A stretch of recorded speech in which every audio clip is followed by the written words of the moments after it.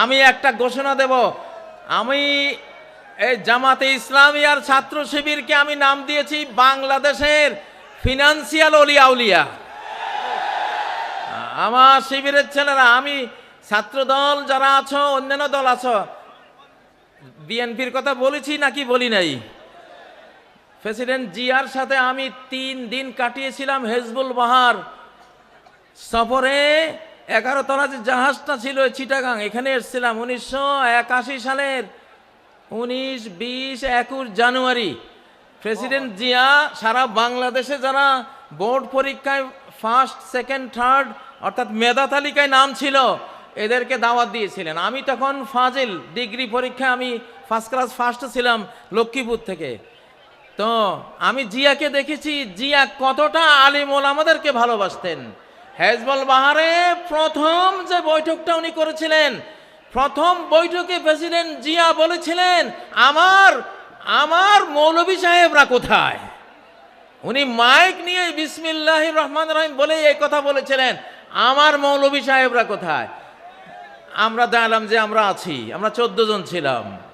তিনি বললেন যে বিজ্ঞানীরা বলে এই পৃথিবীটা একটা বিশাল অগ্নিপিণ্ড থেকে ছিটকে পড়ে পরে ধীরে ধীরে ঠান্ডা হয়ে এই পৃথিবী তৈরি হয়েছে। তো জিয়া বলেন, আমি প্রশ্ন করি ওই অগ্নিপিণ্ডটা কোত্থেকে আসলো? অগ্নিপিণ্ড থেকে ঠান্ডা হয়ে পৃথিবী হলো, অগ্নিপিণ্ড কোত্থেকে আসলো? তিনি বলেন যে এটার জবাব বিজ্ঞানীরা দিতে পারে নাই, এটার জবাব দিয়েছে আমার মৌলভী সাহেবরা। জিয়া বলতেছে, মৌলভী সাহেবরা আপনারা কি উত্তর দিয়েছিলেন? আমি দাঁড়িয়েছিলাম যে আমরা উত্তর দিয়েছিলাম খালাকাস সামাওয়াতি ওয়াল আরদ, আসমান জমিন কে সৃষ্টি করেছেন? ক্রিয়েটর আল্লাহ। তাহলে জিয়াকে যারা সামনে নিয়ে আজকে রাজনীতি করেন, তারা অবশ্যই আলেম বান্ধব হতে হবে। ইসলামী রাজনীতি এই দেশে স্বাধীনতার পরে 5 বছর বন্ধ ছিল, জিয়া এটাকে চালু করেছে। আল্লাহ জিয়াকে রহমত করুন, আমরা দোয়া করি। যারা বিএনপি করবেন, জামাতের সাথে আপনাদের শত্রুতা চলবে না। যারা বিএনপি করবেন, হেফাজতের সাথে আপনাদের শত্রুতা চলবে না। আমরা দেখছি, আমি সব দলকে একসাথে বসাবার জন্য একটা সংস্থা করেছি, বাংলাদেশ বিপ্লবী কমান্ড কাউন্সিল। বলো, বাংলাদেশ বিপ্লবী কমান্ড কাউন্সিল। আমি ওখানে বিএনপিকে বসাতে চাই, জামাতকে বসাতে চাই, হেফাজতকে বসাতে চাই, আরো চরমনায় আছে, তাদের যারা যারা রাজনীতি করেন সবাইকে বসাবো। তারা নিজ নিজ দল নিয়ে তারা সব কাজ করবে, বাট জাতীয় ইস্যুগুলিতে স্বাধীনতা রক্ষা, অখণ্ডতা রক্ষা, নিরাপত্তা রক্ষার প্রশ্নে সকল দলকে এক জায়গায় বসিয়ে প্রয়োজনে মৃত্যু সৈনিক তৈরি করার ঘোষণা দেব ইনশাআল্লাহ। ডেথ ফোর্স বানাবো, এবার আবু সাইদ ফোর্স বানানো হবে ইনশাআল্লাহ। নারায়ে তাকবীর। আজকের এই জনসমুদ্রকে বলছি, ইনশাআল্লাহ আগামী বাংলাদেশ বিশ্বের 1 নম্বর একটা দেশ আমরা বানাতে চাই। সেই জন্য আমাদের 2টা বিপ্লব লাগবে। কয়টা? একটা হলো ফুড রেভলিউশন, খাদ্য বিপ্লব। একটা কি? খাদ্য বিপ্লব। আর আরেকটা কি? নিরাপত্তা বিপ্লব, সেফটি রেভলিউশন। আল্লাহ তাআলা বিশ্ব রাজনীতি সূরা কুরাইশের একটা আয়াতে শেষ করে দিয়েছেন। একটা আয়াত, আল্লাযী আত'আমাহুম মিন জু' ওয়া আমানাহুম মিন খাউফ, যে আল্লাহ ক্ষুধার সময় খাদ্য যোগান আর ভয়ের সময় নিরাপত্তা যোগান। সরকারের 2টাই কাজ, জনগণকে খাবার দেয়া, জনগণকে নিরাপত্তা দেয়া। বঙ্গবন্ধু খাবারও দিতে পারে নাই, নিরাপত্তাও দিতে পারে নাই, এই জন্য ইতিহাসের করুণ পরিণতিতে চলে গেছে, ঠিক নয় কি? আর যেই সরকার 17 বছর নির্যাতন করেছে, তারা কিছুটা খাবার দিতে পেরেছিল, কিন্তু নিরাপত্তা মোটেও দিতে পারে নাই, এই জন্য তারাও বিদায় হয়েছে। আমরা এই সরকারের কাছে আমাদের দাবি, আজকে যে আমাদের পঞ্চমুখ হয়েছে, মুখ খুলে আমরা হৃদয় উজাড় করে দিয়ে কথা বলতে পারছি, স্লোগান তুলতে পারছি, আমরা মাহফিল করতে পারছি, আমরা ঘরে ঘরে নিরাপদে ঘুমাতে পারছি, আমরা আমাদের স্ত্রী বউ বেটে নিয়ে নিরাপদে ঘুরতে পারছি, আমরা এই দেশে ব্যবসা বাণিজ্য, বিদ্যালয়, আমাদের যত যত সামাজিক কাজকর্ম আছে সব নিরাপদে করতে পারছি। আমাদের এই নিরাপত্তা যতদিন অক্ষুণ্ণ থাকবে, সরকারও অক্ষুণ্ণ থাকবে ইনশাআল্লাহ। আমাদের জনগণের পেটে খাবার চাই, দ্রব্যমূল্যের ঊর্ধ্বগতি টেনে ধরতে হবে। বাংলাদেশের প্রতি ইঞ্চি ভূমিকে আমরা ফসলি জমিতে পরিণত করতে চাই ইনশাআল্লাহ। আল্লাযী আত'আমাহুম মিন জু, যে আল্লাহ ক্ষুধার সময় খাবার জুগিয়েছেন, সে আল্লাহর ইবাদত করি, ঠিক না? তাহলে যেই সরকার আমাদের ক্ষুধায় খাবার জোগাবার ভূমিকা পালন করবে, আমরা সেই সরকারের পাশে থাকবো ইনশাআল্লাহ, ঠিক না? ও ভাইয়েরা, যে সরকার নিরাপত্তার কাজ করবে আমরা তাদের সাথে থাকব। তবে আমাদের এই সরকার অধিকাংশ বড়দের সরকার, অধিকাংশ কি বড়দের সরকার। জোয়ান দুইটা পোলা ছিল, নাহিদার আসিফ, ওদের মন্ত্রণালয় পুড়ে দিয়েছে। এটা একটা ষড়যন্ত্র, কোনো সন্দেহ নাই। এই জন্য সকল ষড়যন্ত্রের জন্য আমরা প্রত্যেকে আজ বাংলাদেশের এক একজন সৈনিক ইনশাআল্লাহ। আমরা প্রত্যেকে বাংলাদেশের সৈনিক। গতকাল এক ওয়াজ মাহফিলে বলেছিলাম, কোরআন আর লোহা একসাথে থাকে।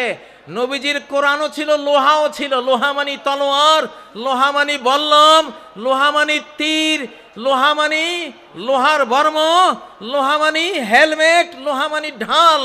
নবীজির কোরআনও ছিল, লোহাও ছিল। সাহাবীদের কোরআনও ছিল, লোহাও ছিল। এই জন্য তারা কোরআন দিয়ে হেদায়েত করেছে, যে হেদায়েত কবুল করেনি লোহা দিয়ে তাকে ঠান্ডা করে দিয়েছে, ঠিক নয় কি? এখন আমাদের অবস্থা কি? সরকারের কাছে লোহা আছে, কোরআন নাই।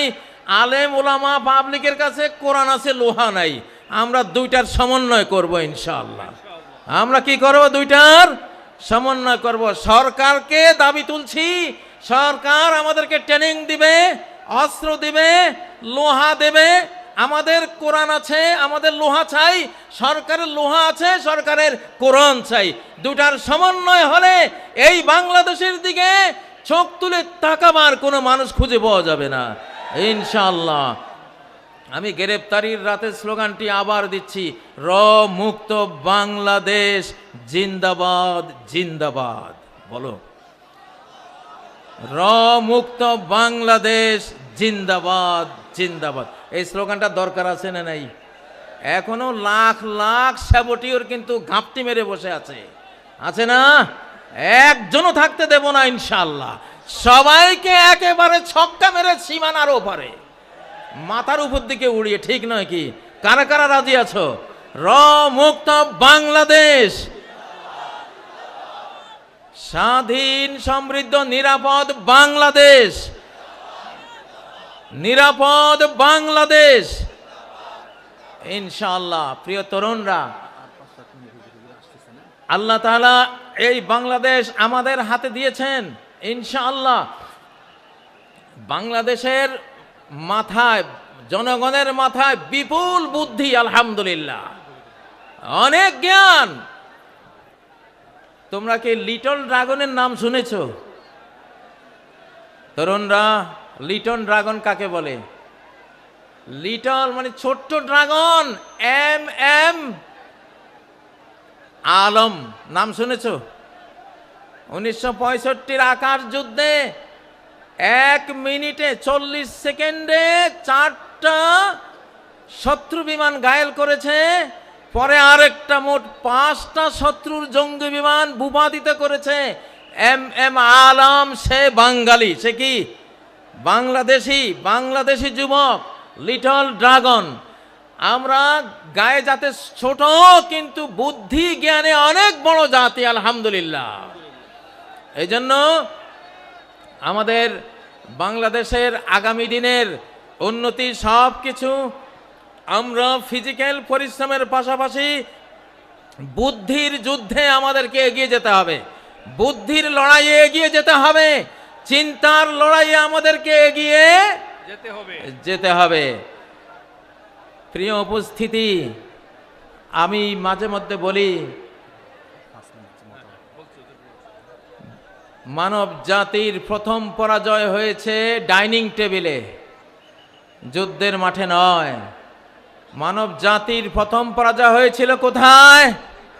ডাইনিং টেবিলে। অর্থাৎ একটা অবৈধ খাবার মুখে দিয়েছিলেন আদম আর হাওয়া, সেই অবৈধ খাবার খেয়ে তারা জান্নাতের সাম্রাজ্য হারিয়েছিলেন।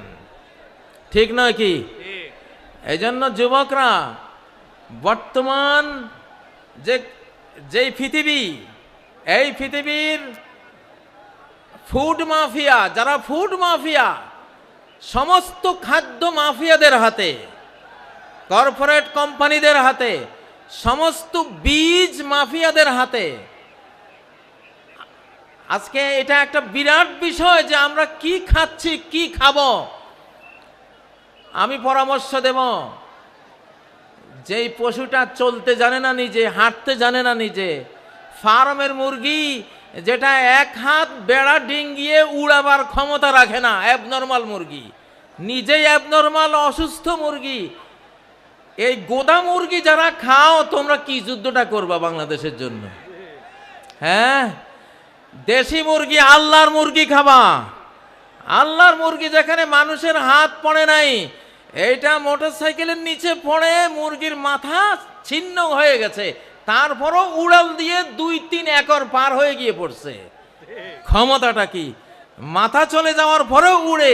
এটা হলো আল্লাহর মুরগির ক্ষমতা, ঠিক না?